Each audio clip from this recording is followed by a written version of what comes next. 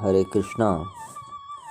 किष्किंधा कांड में श्री राम सुग्रीव से मित्रता करते हैं। जिसका कंठ सुंदर है उसका नाम सुग्रीव है। कंठ की शोभा आभूषण से नहीं, हरि नाम से है। जीव प्रभु के नाम का सतत जप करे तो प्रभु उसके साथ मित्रता करते हैं। जीव ईश्वर की मित्रता की कथा किष्किंधा कांड में आती है। जीव सुग्रीव है, राम जी परमात्मा है। जगत के किसी जीव के साथ बैर न करो, न अधिक मैत्री करो, प्रेम भी अधिक न करो। कोई न मिले तो वियोग में उसकी याद न करो। जगत के साथ विवेक से प्रेम करो। परमात्मा के प्रति प्रेम करना होगा तो जगत के विषयों को प्रेम छोड़ना होगा। विषयों को मन से न छोड़ा जाए तब तक ब्रह्म संबंध नहीं होता। जहाँ विषयानंद हो वहाँ परमानंद संभव नहीं है। परमानंद वहाँ हो ही नहीं सकता। जब तक मनुष्य शरीर में विषयानंद रहेगा तब तक ब्रह्मानंद नहीं आता। ईश्वर के साथ जीव मैत्री कर सकेगा, पर काम की मित्रता छोड़ेगा तभी। काम की मित्रता छोड़ो तो राम जी के साथ मैत्री हो। मानव काम की दोस्ती छोड़ता नहीं। जिसकी काम से मित्रता है वह समझता है कि काम सुख देता है। काम सुख तो क्षणिक सुख है, सच्चा सुख है राम सुख। काम मित्र नहीं शत्रु है। गीता जी में प्रभु ने आज्ञा दी है कि अर्जुन, तेरा शत्रु बाहर नहीं, तेरे मन में, तेरे आँख में रहने वाला काम तेरा शत्रु है। वह तुझको रुलाता है, तेरे जन्म मरण का कारण बनता है। काम रूपी शत्रु को तू मार। राम जी के साथ सुग्रीव की मैत्री थी हनुमान की सहायता से हो ही सकी है। हनुमान जी ब्रह्मचर्य के स्वरूप हैं। ब्रह्मचर्य का बल मिलने पर ही जीव ईश्वर के साथ मैत्री करता है। ब्रह्मचर्य के बिना भक्ति में आनंद नहीं आता। कारण ब्रह्मचर्य के बिना मन की एकाग्रता सधती नहीं। ब्रह्मचर्य का बल मिले तो मन स्थिर हो। शास्त्र में ऐसा लिखा है कि यदि एक दिन ब्रह्मचर्य भंग हो तो 40 दिन तक उसका असर मन के ऊपर रहता है। काम और राम एक स्थान पर नहीं रह सकते। अंधकार और प्रकाश एक जगह नहीं रह सकते। जहाँ राम तहाँ काम नहीं, जहाँ काम नहीं राम। तुलसी कबहू की रही सकहीं, रवि रजनी इक ठाम।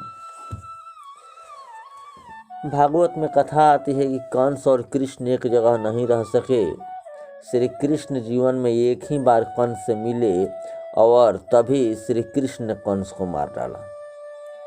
मथुरा अर्थात मानव शरीर में श्री कृष्ण कंस रूपी काम के साथ नहीं रह सकते। कंस काम है, रावण काम है। काम और ईश्वर एक साथ नहीं रह सकते। काम की मित्रता छुड़ाओगे तो प्रभु के साथ प्रेम होगा। मन में काम को रखो अथवा ईश्वर को रखो। जब तक मन में काम है तब तक राम नहीं। काम आँखों के रास्ते मन में आता है, इसलिए आँखों में रावण को काम को आने मत दो। रावण के 10 मस्तक थे। इसका अर्थ यह है कि काम रूपी 10 रावण इंद्रियों में रहता है। सबको रुलावे उसका नाम रावण है। जीव मात्र को काम रुलाता है। राम जैसे निर्विकारी बनोगे तो काम रूपी रावण मरेगा। काम मरेगा तो राम मिलेंगे। राम जी ने जिसे अपनाया है वह कामांध नहीं हुआ। भगवान जिसे अपनाते हैं वह काम के अधीन नहीं होता। उसका मन हमेशा पवित्र रहता है।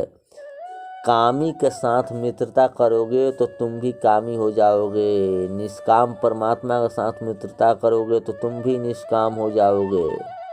ईश्वर के अलावा सारा जगत काममय है। जगत के साथ बैर ना करो, परंतु यह जगत प्रेम करने लायक नहीं है। जीव जब ईश्वर के साथ मित्रता करता है तो जीवन सुंदर हो जाता है। किष्किंधा कांड के पीछे आता है सुंदर कांड। जीवन उसी का सुंदर है जो निष्काम है, जो परोपकार के लिए जीवित है, जो परमात्मा के लिए जीवित है। रात को सोने से पहले थोड़ा विचार करो, आज मेरे प्रभु प्रसन्न हों।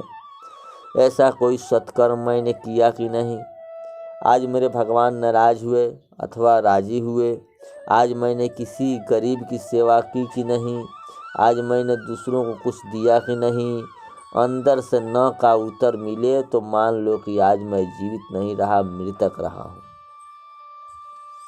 जो शरीर के और इंद्रियों के सुख भोगने के लिए ही जीता है उसका जीवन नहीं है। जो मरण है अपने लिए जिए वह जीवित नहीं है। ऐसी जीने से तो मरना अच्छा है। अपने लिए कुटुंब के लिए जिए यह पशु धर्म है। कुटुंब का पोषण करना तो कौवे को भी आता है, कौवा भी कुटुंब का पोषण कर लेता है। पंगत देखकर कौवा भी जाति भाइयों को बुलाता है। कुटुंब पोषण करने के लिए वह जीवन नहीं है, परोपकार के लिए जीना ही जीवन है, बाकी मरण है। साधारण तौर पर ऐसा देखा जाता है कि इस संसार में कोई अपने लिए जीता है, कोई स्त्री के लिए जीता है, कोई संसार सुख के लिए जीता है, कोई परोपकार के लिए जीता है, कोई परमात्मा के लिए। बहुत थोड़े लोग जीते हैं। परमात्मा के लिए परोपकार के लिए जिए, उनका ही जीवन सुंदर है। परमात्मा के साथ मित्रता करो तो ही जीवन सुंदर बनता है। भागवत में जिस प्रकार दशम स्कंध है उसी प्रकार रामायण में सुंदर कांड है। सुंदर कांड अति सुंदर है। सुंदरे किम न सुंदरम। सुंदर कांड में हनुमान जी महाराज की बहुत कथा है। सुंदर कांड में हनुमान जी समुद्र लांघकर लंका में गए, उन्होंने सीता माँ के दर्शन किए। श्री सीता जी पराभक्ति हैं, जहाँ पराभक्ति हो वहाँ शोक नहीं रह सकता, इसलिए सीता जी जहाँ रहती है उस स्थान को अशोक वन नाम दिया गया। ब्रह्म दृष्टि के सिद्ध होने पर शोक रहता ही नहीं। परमात्मा द्वारा जीवन को अपनाए जाने के बाद जीव को शोक अथवा मोह कुछ भी नहीं रह जाता। श्री सीता जी पराभक्ति का दर्शन किसको होता है? जिसका जीवन सुंदर बने उसे पराभक्ति का दर्शन होता है। समुद्र लांघ कर जो जाए, संसार समुद्र को लांघे, उसे सीता पराभक्ति के दर्शन होते हैं। समुद्र उल्लंघन कर सकते हैं केवल हनुमान जी। हनुमान जी के सिवाय कोई भी समुद्र लांघ नहीं सका। यह दिव्य शक्ति हनुमान जी को ब्रह्मचर्य और राम के कारण प्राप्त हुई है। समुद्र उल्लंघन करते समय हनुमान जी को सुरसा त्रास देती है। रस आस्वादन की वासना रूपी जीभ ही सुरसा है। हनुमान जी ने सुरसा का पराभव किया। जिसे संसार सागर का उल्लंघन करना है उसे सुरसा को जीतना ही पड़ेगा, जीभ बस में करनी ही पड़ेगी। पराभक्ति के दर्शन करने के पश्चात हनुमान जी लंका दहन करते हैं। लंका शब्द का उल्टा होता है काल। सबको मारने वाला काल भी हनुमान जी जलाते हैं, मारते हैं। हनुमान जी को काल मार नहीं सकता, यह पराभक्ति के दर्शन का फल है। हनुमान जी का जीवन भक्ति में है, इसलिए सुंदर है। सुंदर कांड के पीछे आता है युद्ध कांड। जिसका जीवन सुंदर है वही राक्षसों को मार सकता है। काम राक्षस है, क्रोध राक्षस है, लोभ राक्षस है, मोह राक्षस है। युद्ध कांड में राक्षस मारते हैं। कितने ही लोग ऐसा समझते हैं कि काम क्रोध इत्यादि विकार राक्षसों का विनाश होने के पश्चात भक्ति होती। अंदर विकार है तब तक बराबर भक्ति होती ही नहीं। यह कल्पना नितांत भ्रामक है कि विकारों का नाश होने के पश्चात मैं भक्ति करूँगा। यह अज्ञान है। भक्ति करोगे तो विकार धीरे धीरे घटेंगे। दवा दिया जाएगा तब बीमारी खत्म होगा। विकार जड़ से नहीं जाते। काम क्रोध आदि विकार अंतिम जन्म में भी रहते हैं, अति सूक्ष्म में रहते हैं। सतत भक्ति करोगे तो विकार घटते जाएंगे। भक्ति महारानी के दर्शन होने के बाद रावण मरा। धीरे धीरे भक्ति को बढ़ाओ, फिर देखो विकार वासना घट जाएगी। धीरे धीरे इसका विनाश होता जाएगा। भगवत स्वरूप में जब तक आसक्ति नहीं बढ़ाओगे तब तक संसार की आसक्ति नहीं छूटेगी, वासना नहीं मरेगी। वासना के 6 दोष काम, क्रोध, लोभ, मोह, मद और मत्सर अज्ञान से उत्पन्न हुए हैं। रजोगुण के राम जी में 6 गुण हैं, ऐश्वर्य, वीर्य, जस, श्री, ज्ञान, वैराग्य। श्री राम जी के एक एक सद्गुण को मनुष्य स्वयं के हृदय में उतारे तो वासना का एक एक दोष का नाश हो जाता है। भगवान के पूर्ण तन्मयता होने पर ही ये सद्गुण जीवन आते हैं। पराभक्ति का दर्शन हो तभी वासनाओं का नाश होता है। सुंदर कांड में जीवन को भक्तिमय बनाया, पीछे युद्ध कांड में राक्षसों को विनाश किया। युद्ध कांड के पीछे आता है उत्तर कांड। युद्ध कांड में राक्षसों का मरण होवे तो उत्तर जीवन मनुष्य मंगलमय बने। जो पूर्व कांड में रावण को मारता है उसका उत्तर कांड सुंदर बनता है। यौवन काल में जो काम को मारता है उसकी उत्तरावस्था सुखमय शांतिमय बनती है। जीवन के पूर्वार्ध में धीरे धीरे संयम को बढ़ाकर जो राक्षसों का संहार करता है उत्तरावस्था में उसे ज्ञान और भक्ति प्राप्त होती है। जब सूक्ष्म वासना का भी नाश हो जाए तभी आत्मा रामो विराजते, भगवान के परम धाम में प्रवेश मिलता है, मुक्ति मिलती है। रामचरितमानस के उत्तर कांड में काकभूषणी जी गरुड़ जी के संवाद की कथा आती है। इसमें ज्ञान भक्ति का मधुर समन्वय किया गया है। भुसुंडी जी ने लोमस मुनि के साथ प्रसंग गरुड़ जी को सुनाया। ज्ञानी महापुरुष मानते हैं कि ब्रह्म निर्गुण निराकार है, जबकि भक्तजन ब्रह्म के सगुण साकार स्वरूप की आराधना करते हैं। लोमस मुनि निर्गुण ब्रह्म के उपासक हैं। काकभूषणी ईश्वर के सगुण स्वरूप के पक्षपाती हैं। श्री राम का अनन्य भक्त है। दोनों के बीच बीच में निर्गुण सरगुण विषय विवाद होता है। भुसुंडी जी के दृढ़ प्रतिकार से लोमस मुनि को बहुत क्रोध आता है। उस समय भुसुंडी जी मन में विचारते हैं, अद्वैत भाव की क्रोध आना नहीं चाहिए। अद्वैत में एक ही सत्ता है, दूसरा कोई है ही नहीं। दूसरा कोई हो तो क्रोध आवे, द्वैत भाव में तो ही क्रोध आवे। द्वैत भाव ज्ञान में टिक सकता नहीं। बिना द्वैत भाव के अज्ञान संभव नहीं। ज्ञानी भी एक क्षण में क्रोध कर बैठता है। ज्ञानी को भी माया बहुत सताती है। माया बस होते हुए भी जीव कहता है सोह मस्ती मैं वही हूँ। ऐसा बोलने मात्र से कोई स्वतंत्र स्वयं स्वरूप परमात्मा का समान हो नहीं सकता। परंतु जीव यदि प्रभु को सतत भक्ति करे तो उसे परमात्मा के चरणों में स्थान मिल सकता है। माया प्रपंच से बचा जा सकता है। भक्ति के आगे माया का बहुत प्रपंच नहीं चलता। भक्ति ही ज्ञान रूप में परिवर्तित हो जाती है। भक्ति ही उत्तरावस्था की ज्ञान है। उपरोक्त ज्ञान पूर्वावस्था की भक्ति ही है। भक्ति से पहले दासोहम और पीछे सोहम होता है।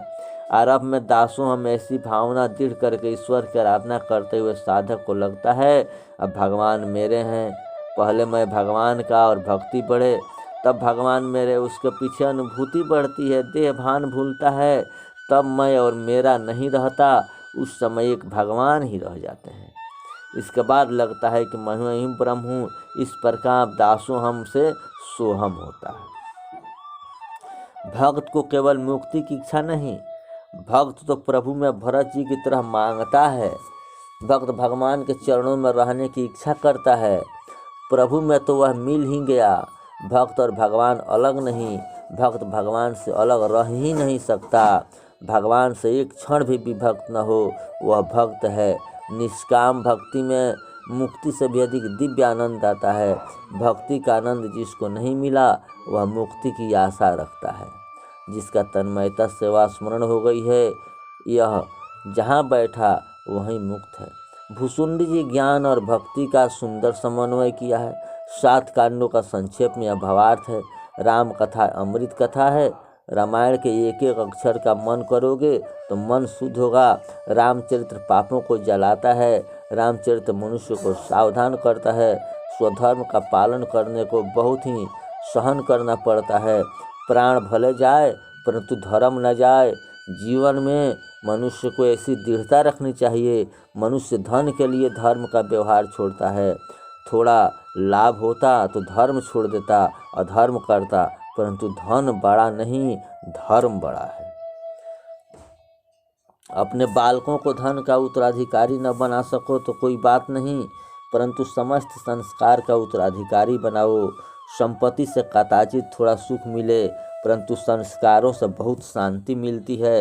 अच्छे संस्कारों से जो सुख मिलता है वह संपत्ति से नहीं मिलता। अपने धर्म में 4 पुरुषार्थ माने गए हैं: धर्म, अर्थ, काम और मोक्ष। पहला धर्म है, अंतिम मोक्ष है, बीच में अर्थ और काम को रखा गया है, इसलिए कि अर्थ और काम ये दोनों धर्म की मर्यादा में रहकर प्राप्त करने और भोगने चाहिए। धर्मानुकूल अर्थ को प्राप्त करो, धर्मानुकूल काम का सेवन करो। मनुष्य जीवन में अर्थ और काम गौण है, धर्म और मोक्ष प्रधान है। कदाचित पैसे का नाश हो तो जाने दो, परंतु धर्म को मत छोड़ो। अपने ऋषियों ने धन को साधन माना है। धन साध्य नहीं, साधन है। महापुरुष धर्म के लिए धन का उपयोग करते हैं, इसमें क्या आश्चर्य है। अरे धर्म रक्षण के लिए तो प्राणों का भी त्याग कर देते हैं। रामायण ऐसे अनेक चरित्र है कि जो धर्म के लिए प्राणों का बलिदान कर देते हैं। धर्म के लिए प्राण देने वाला मरता नहीं, अमर हो जाता है। रामायण में जटायु की कथा आती है। जटायु ने धर्म के लिए प्राणों का बलिदान किया था। आज हजारों वर्षों के बाद भी जब आप रामायण पढ़ते हैं तो सुनते हैं, उस समय आपका मन पवित्र हो जाता है। रामचरित्र अति दिव्य है। स्त्री पुरुष सीताराम के एक एक गुणों का मनन करें, एक एक सद्गुण जीवन में उतारें तो जीवन धन्य हो जाए।